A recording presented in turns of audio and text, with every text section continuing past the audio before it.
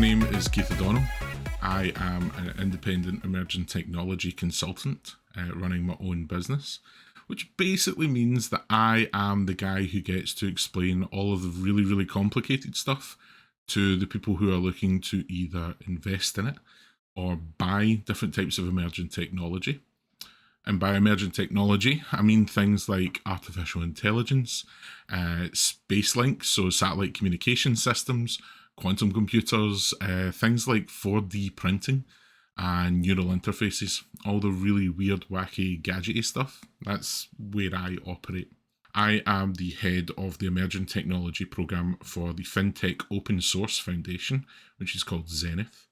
And we help to build open source emerging technology code, libraries, governance rules to help people to remove the barriers to emerging technology, to make it more approachable, and to enable people to be able to work in that particular industry, either developing their products and selling, or to adopt those products and enhance their own businesses with it. The favourite part of my job is that I am never really doing the same thing twice. I always get to work on something cool and interesting. So you may tell that this is a green screen background and I'm on a virtual space up here. This is part of a large streaming setup that I've got where I do facial capture and mocap type stuff. And we use that for things like VTubing, which we do for digital twinning as part of a spatial computing explainer. And that starts to talk about how different generations, like the younger generation, are using PNG tubing and VTubing in order to do things like streaming, which may become the future of business, thinking about having your corporate suit and tie, doing that for a face-to-face Zoom interview and so forth. But you could also have a digital avatar which can take part in a digital conference, and that might be a way of doing things in the future, which is kind of exciting to think about. So for the last few days I've been playing about getting everything set up in there. Next week, I'm going to be working on more artificial intelligence type projects. And the week after, I'm doing some stuff with satellites and space rockets, which is fascinating for me. I never get bored doing what I'm doing. And I really get to follow my passion, which is puzzle solving. That's how I kind of got into doing everything I've done, from genetics to construction to data to then innovation and now on to emerging technologies. In terms of advice to my younger self, I would say stop being a perfectionist. Stop worrying that the decisions you're making just now are going to shape your entire life and you will never recover from making a wrong decision, because that's not true. The decisions you're making just now will put you on a path, but that path is not like a train track. It's somewhere where you can move a lot. You can go down a path and then say, this isn't right for me. You can turn, you can pivot, but you're going to have gained a lot of things while walking that path. You'll gain experience, you'll gain contacts, you'll gain an understanding of how that industry works. And a lot of those are transferable. You can move them from different job to different industry. So don't think that, if I mess up these exams, if I don't get this qualification, if I don't get into that degree, if I don't get this apprenticeship, if I don't get that internship, everything's over. It's not. Never like that. So just stop panicking. Enjoy yourself a little bit.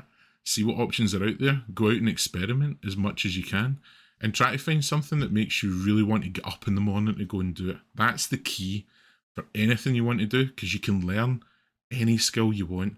There's enough YouTube videos and stuff that can teach you that. But finding that one thing where you're like, yeah, this is awesome, this is what I want to do, that's the thing you've always got to be looking out for. And you should always try and make your decisions so that you've got the biggest chance to be able to find those things. When I was younger, I wanted to be a geneticist. I loved the idea of like mad science and stuff like that.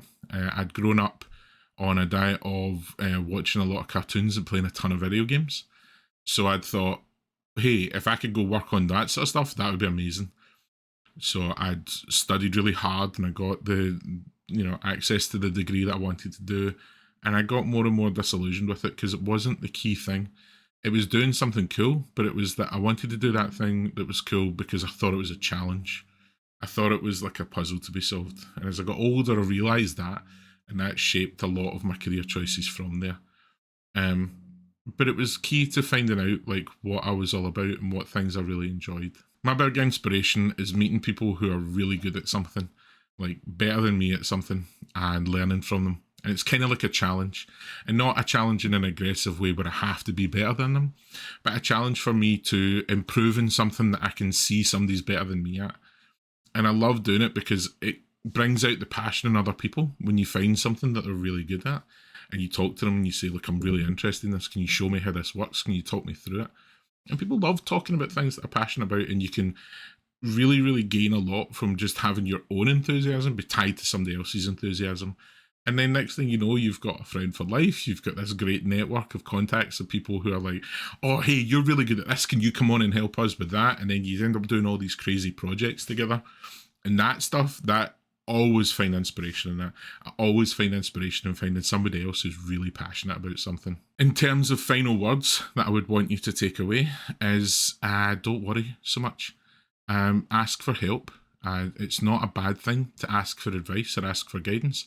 And you'll find that a lot of people, especially older people that you might be interacting with, are more than happy to sit down and listen to your concerns and try to guide you. And if they can't help you, they'll typically know somebody who can help you.